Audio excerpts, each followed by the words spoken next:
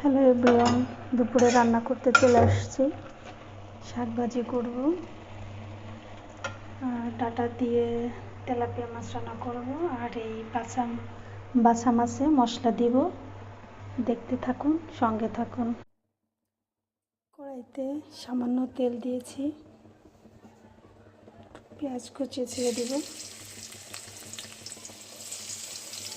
রসুন দিব,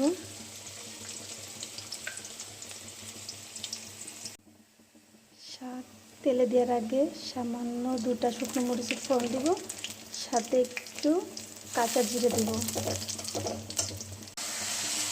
শুকনো মরিচের ফোড়ন ও একটু কাঁচা জিরে দিলে আমার কাছে স্মেলটা ভালো আসে, খেতে আমার কাছে ভালো লাগে। সেজন্য শাক ভাজিতে আমি একটু ফোড়ন ও শুকনো মরিচ দিয়ে থাকি।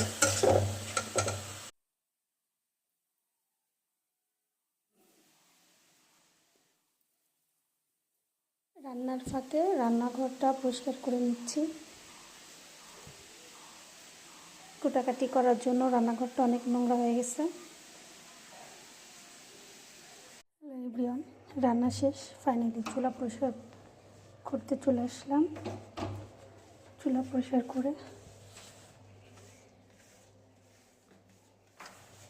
থালাবাটিগুলো ধুয়ে রাখবো, কড়াই থালাবাটি সব। তাহলে আজকের মতো কাজগুলো শেষ হয়ে যাবে। ফাইনাল হয়ে গেছে পরিষ্কার করা। ফাইনাল ভিডিওটা যে দেখবে দয়া করে সে সাবস্ক্রাইব করে দিবেন, পাশে থাকবেন, নতুন চ্যানেলের পাশে থাকবেন। গরমের দিন চলে আসছে বন্ধুরা, এখন কিছুই আগলা রাখা যায় না, প্রচুর পরিমাণে মাছি। আজকে রান্না শাক ভাজি, মাছের পাতলা ঝোল, আর হলো মাছ ভুনা। ভিডিওটা যে বা যারা দেখবেন ভালো লাগলে লাইক কমেন্ট শেয়ার করবেন, চ্যানেলের পাশে থাকবেন।